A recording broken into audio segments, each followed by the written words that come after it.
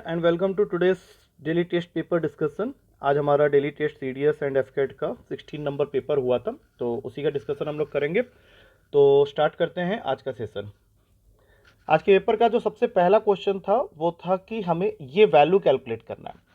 तो कुछ बच्चों ने इसको सही भी किया था, कुछ बच्चों ने गलत भी किया है। तो इस क्वेश्चन को करते समय हमें बस ध्यान रखना है कि वी शुड बी नोइंग कि ये क्वेश्चन इस फॉर्मूला के ऊपर बेस में ए प्लस बी का होल क्यूब होता है A cube plus B cube plus 3ab into A plus B. और अगर मैं इस क्वेश्चन के फॉर्म को देखूं तो इसमें ए के जगह बैठा हुआ है 0.98 और बी के जगह बैठा हुआ है 0.02। अब ये मानते हुए अगर मैं इस क्वेश्चन को रीड कर रहा हूं तो ये बनता है A cube plus B cube plus 3ab। यहां तक तो ठीक है, लेकिन उसके बाद एक -1 है, तो ये कैसे आया होगा, एक बार आइडिया लगाने की कोशिश करते हैं। तो अगर मैं ए प्लस बी की वैल्यू देखूं तो दोनों को मिला के 1 बन जा रहा है। तो इस पूरे फॉर्मूला का राइट हैंड साइड मुझे मिल चुका है। अब अगर यहाँ से मैं इसको इधर शिफ्ट करता हूँ तो यहाँ तो बच गया 0 और वो यहाँ पे जाके बन जाएगा -a प्लस बी का होल क्यूब। अब जरा फिर से रीड करते हैं इन वैल्यूज़ के साथ में। तो ये क्वेश्चन है 0.98 का होल क्यूब प्लस 0.02 का whole cube plus 3 into 0.98 into 0.02।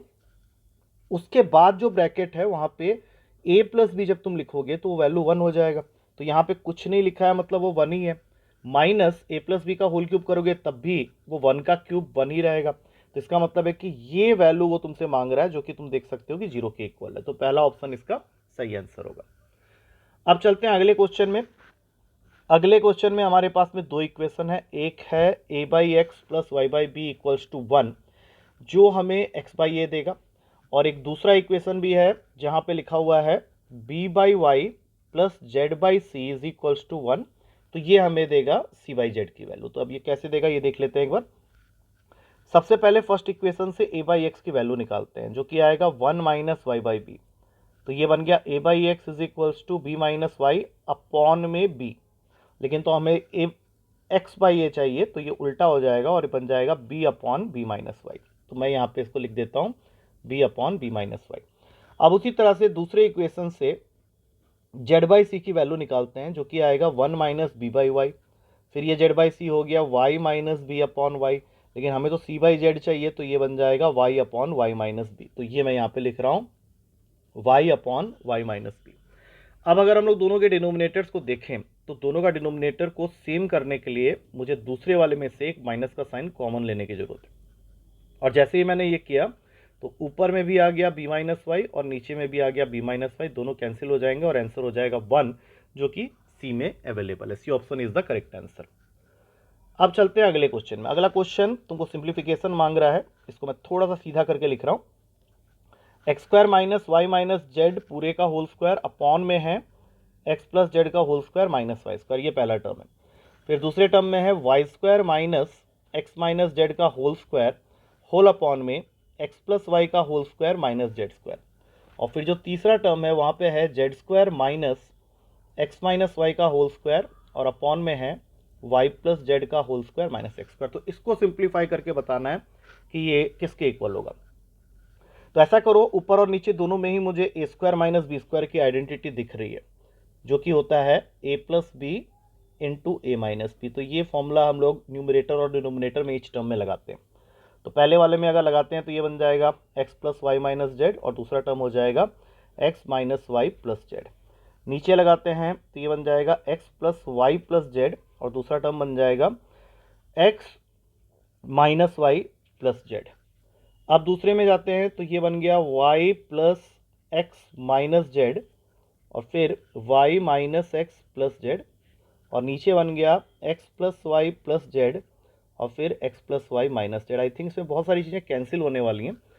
अगला बन जाएगा z plus x minus y और दूसरे ब्रैकेट में z minus x plus y और आखिरी वाले में y plus z plus x और फिर y plus z minus x. अब देखते हैं इसमें कैंसिल क्या क्या हो रहा है। तो x minus y plus z यहाँ से कैंसिल हो रहा है, और अगर देखें तो x plus Y minus z वो भी यहाँ से कैंसिल हो रहा है। z plus x minus y z minus x plus y ये यहाँ से कैंसिल हो रहा है। तो तीनों का डिनोमिनेटर अगर हम लोग देख रहे हैं तो तीनों के डिनोमिनेटर में अब आ गया है common x plus Y plus z. इसका मतलब है कि न्यूमरेटर में जो टर्म्स बच गए थे उनको हम लोग आपस में ऐड कर सकते हैं, क्योंकि बीच में तो प्लस का ही साइन है। तो ऊपर आ गया X plus Y minus Z first वाले टर्म से, दूसरे वाले में से आ जाएगा Y minus x plus Z, और तीसरे वाले में से आ जाएगा Z plus x minus Y. तो एक बार देखते हैं हुआ क्या है। एक X minus X cancel, plus Y minus Y cancel, और minus Z plus Z cancel. तो हमारे पास में बच जाता है ऊपर में भी X plus Y plus Z, और नीचे तो पहले से ही X plus Y plus Z था, तो दोनों कैंसिल होके इसका सही आंसर है C, that is equals to 1।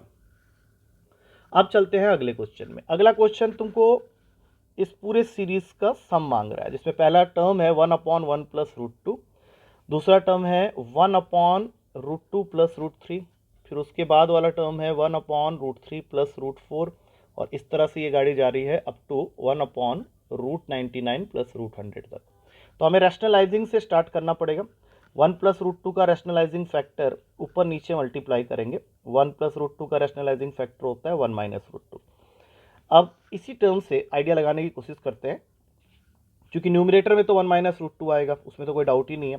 नीचे फॉर्मूला बन रहा है ए plus b into a minus B का, जो कि ए स्क्वायर माइनस बी स्क्वायर की वजह से हो जाएगा 1 माइनस 2, दैट मीट अल्टीमेटली आ गया ये। अब नेगेटिव साइन डिनोमिनेटर में होता तो नहीं, इसलिए उसको ऊपर शिफ्ट करेंगे, तो ये बन जाएगा -1 प्लस रूट 2। और इसी से हम लोग जनरलाइज कर लेंगे कि जो अगला टर्म आएगा वो आएगा -√2 प्लस रूट 3, फिर उसके अगले वाला आएगा -√3 प्लस रूट 4, और इस तरह से आखिरी वाला होगा -√99 प्लस रूट 100। और इसमें मुझे एक फ़ायदा दिख रहा है कि हर ब्रैकेट का जो दूसरा नंबर है वो अगले ब्रैकेट के पहले नंबर को कैंसिल करता हुआ जा रहा है। तो इस हिसाब से सारे वैल्यूज़ कैंसिल हो जाएंगे। एक ये बच जाएगा -1, और एक लास्ट वाला वैल्यू बच जाएगा, that is root 100, that is 10। तो 10 - 1 आंसर हो गया 9, जो कि सी ऑप्शन में अवेलेबल है। अब चलते हैं फिफ्थ क्वेश्चन में। फिफ्थ क्वेश्चन सिंपली रूट का क्वेश्चन है। इस तरह के क्वेश्चन हमने पहले भी किए हुए हैं। हमें रूट निकालना आना चाहिए, और रूट निकालने के लिए मैंने यही समझाया है कि अगर बीच में माइनस का साइन है, that means it is going to be the formula for a square plus b square minus 2ab। A square plus b square हो गया 7 के इक्वल, और 2ab इक्वल हो गया 4√3 के। अब ये 4 इस 2 को काटेगा, और यहाँ से ab की वैल्यू आ गई 2√3। दैट मीन्स a को बड़ा बनाना है, तो a हो गया मेरा 2 और b हो गया √3, क्योंकि 2 का स्क्वायर 4 होता है, √3 का स्क्वायर 3 होता है, 4 + 3 7 है। तो इसका मतलब है कि ये जो वैल्यू है इसका रूट ओवर अगर करोगे तो वो आ जाएगा 2 - √3। और क्वेश्चन में हमें इसको ऐड करना है विथ 1/√x, मतलब 1/2 - √3 से। तो इन टोटल अब हमारा कैलकुलेशन रह गया इतना सा। अब दूसरा वाला टर्म जो है उसको रैशनलाइज करने के लिए 2 + √3 से ऊपर नीचे मल्टीप्लाई कर दो। इससे क्या होगा, फर्स्ट वाला टर्म तो 2 - √3 ही रहेगा, दूसरे वाले में डिनोमिनेटर वाला part a square minus b square से 1 बन गया, और ऊपर रह जाएगा खाली 2 + √3, -√3 प्लस √3 कैंसिल, 2 + 2 हो गया 4, और 4 हमारा डी ऑप्शन में अवेलेबल है। अब चलते हैं सिक्स्थ क्वेश्चन में। सिक्स्थ क्वेश्चन कुछ इस तरह से है, 5√5 × 5³ होल अपॉन में है, डिवाइडेड मतलब होल अपॉन में है 5 के पावर में -3/2, और ये इक्वल दिया हुआ है या इक्वेटेड है 5 a + 2 से, और हमें a की वैल्यू निकालनी है। तो यहाँ पे तो तुम देख ही सकते हो 5√5 मतलब 5 के पावर में 1 × 5 के पावर में हाफ, तो दोनों पावर ऐड कर लो, तो ये 5 के पावर में 3/2 हो गया, और बीच में मल्टीप्लिकेशन का साइन है, बेसिस सेम है, तो पावर ऐड हो जाएंगे। डिनोमिनेटर में भी 5 के पावर में -3/2 है, और राइट हैंड साइड में भी 5 के पावर में a + 2 है। अब ध्यान से देखेंगे 5 के पावर में 3/2 + 3 करने पे बन जाता है 5 के पावर में 9/2, और ये a⁴m अपॉन a⁴n के फॉर्मूले के हिसाब से ऊपर जाके प्लस का 3/2 हो जाएगा। अब दोनों के बेसिस सेम है, दोनों को काट दो, बिकॉज वी ऑल नो कि a की पावर m जब a की पावर n के इक्वल होता है तो m = n हो जाता है। तो यहाँ से 9/2 + 3/2 जो है वो इक्वल हो गया है a + 2 के साथ में। तो टोटल आंसर आ गया 6 = a + 2, और ये तुमको फाइनली आंसर दे रहा है a = 4, और 4 यहाँ पे फर्स्ट ऑप्शन में अवेलेबल है। अगला क्वेश्चन सेम पैटर्न में ही है, 243 के पावर में है n/5 × 3 के पावर में है 2n + 1, और होल अपॉन में है 9n मल्टीप्लाइड विथ 3 के पावर में n-1। तो मतलब पूरे क्वेश्चन चाह रहा है कि तुम इसको 3 के पावर में ब्रेक कर लो। तो 243 3 के पावर 5 में आता है, तो 3 के पावर में 5 इंटू n/5 इंटू ये है 3 के पावर में 2n+1। 9 को तुम 3 का स्क्वायर लिख सकते हो तो 2n, और ये 3 के पावर में n-1। अब न्यूमरेटर में तुम अपना बेस लॉ लगा लो कि अगर दोनों के बेसिस सेम है और बीच में मल्टीप्लिकेशन का साइन है तो पावर ऐड हो जाएंगे। उससे पहले ये 5 कट गया, तो 3 के पावर में आ जाएगा n+2n+1 दैट इज 3n+1, और नीचे बन गया, फिर से पावर ऐड कर लो 3n-1। तो इसके अंदर से निकलेगा 3 की पावर 3n इंटू 3 की पावर 1, और डिनोमिनेटर से निकलेगा 3 की पावर 3n इंटू 3 की पावर -1। तो ये दोनों भी गए। अब 3 टू द पावर ऑफ 1 है, ये ऊपर जाके +1 हो जाएगा और बन जाएगा 3 square that is equals to 9, और 9 अवेलेबल है सी ऑप्शन में। अब चलते हैं 10th क्वेश्चन में। 10th क्वेश्चन में तुम्हें इक्वेशन दी हुई है 1/x+1 plus 2/y+2 plus 1009/z+1009 is equals to 1, और हमें फाइंड करना है द वैल्यू ऑफ, ये तो हम लोग अभी कर ही लेंगे, अब जो निकालना है वो मैं लिख देता हूँ, x/x+1 plus y/y+2 plus z/z+1009। अब इस क्वेश्चन को करने का सबसे क्विकर अप्रोच जो है वो यही है कि 3 ऐसी वैल्यू जिनका सम 1 हो जाए। सबसे पहले मेरे दिमाग में 1/3 आता है, तो मैं इंडिविजुअली इन वैल्यूज़ को, that is the first value 1/x+1 को 1/3 के इक्वल कर देता हूँ, फिर 2/y+2 को भी 1/3 के इक्वल कर देता हूँ, और 1009/z+1009 को भी 1/3 के इक्वल कर देता हूँ। अब मैं यहाँ से अपना x, y और z निकालूंगा और यहाँ पुट कर दूंगा। तो कैसे निकालेंगे, क्रॉस मल्टीप्लाई कर लेते हैं। तो x+1 3 के इक्वल आया, x आ गया 2, यहाँ पुट कर लो, ये बन गया 2/3। अब इसको क्रॉस मल्टीप्लाई करो, यहाँ से आएगा y+2 इक्वल्स टू 6, तो y की वैल्यू हो गई 4। अब इसको यहाँ पे पुट कर लो, तो ये 4/6, ये भी काट के 2/3 हो गया। लास्ट ये थोड़ा सा कैलकुलेशन है, ये हो जाएगा 3027 इज इक्वल्स टू z+1009। तो यहाँ से z की वैल्यू आ रही है, कितना हो जाएगा 182018। अब इसको यहाँ पे पुट करो, तो 2018/2018 प्लस 1009 करोगे तो 3027 होगा, ये भी कट के 2/3 आ जाएगा। तो 3 2/3 ऐड हो रहे हैं, तो 2/3 प्लस 2/3 प्लस 2/3 मतलब 6/3 आंसर हो रहा है। 6/3 इक्वल होता है 2 के, तो हमारा सही आंसर हो गया बी आंसर। अब चलते हैं अगले क्वेश्चन में।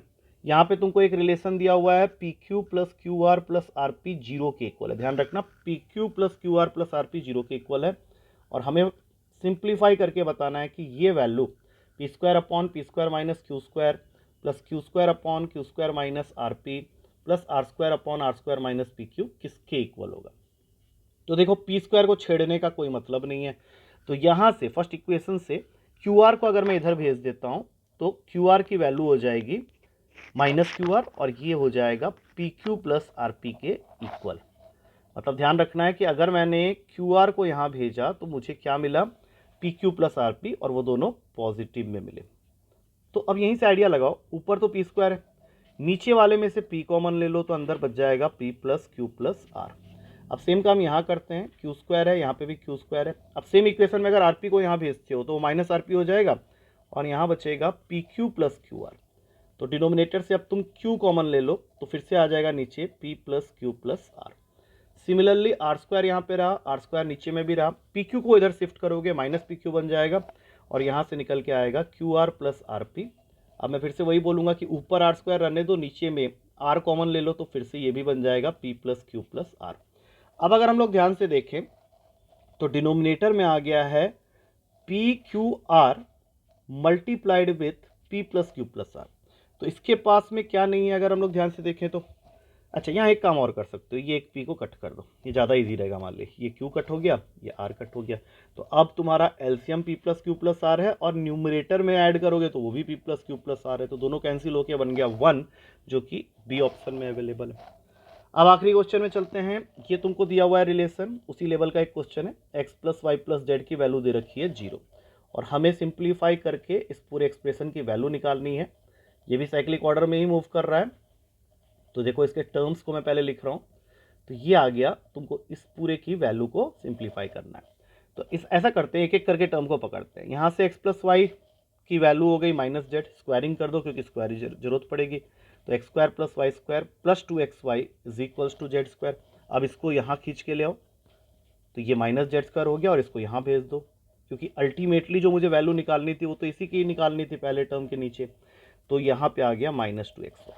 अब तुम यहाँ से जनरलाइज करो कि हो क्या रहा है कि जब भी मैं नेक्स्ट वैल्यू निकालने जाऊँगा तो ये भी हो जाएगा 1/-2 और first two terms y z का प्रोडक्ट, और यहाँ पे भी वही होने वाला है -2 और फिर ये जेड एक्स। तो अगर मैं यहाँ से -1/2 कॉमन ले लूँ तो अंदर रह जाता है 1/xy plus 1/yz plus 1/zx। तो -1/2 अभी भी कॉमन ही है। नीचे एलसीएम ले लेंगे एक्स वाई जेड का, तो यहाँ पे आएगा z, यहाँ पे आएगा x और यहाँ पे आएगा y, जिसकी वैल्यू हमें इनिशियली क्वेश्चन में गिवन है 0 के इक्वल है। मतलब ये पूरा पार्ट अगर 0 है तो 0 of multiplied with anything upon, तो आंसर क्या हो जाएगा 0 ही आएगा। That means D option. I hope ये वीडियो पूरी तरह से समझ में आ गया होगा। एक बार इसको गो थ्रू कर लो, फिर हम लोग नेक्स्ट पेपर में क्वेश्चंस के साथ मिलते हैं। Till then take care and thank you to all of you.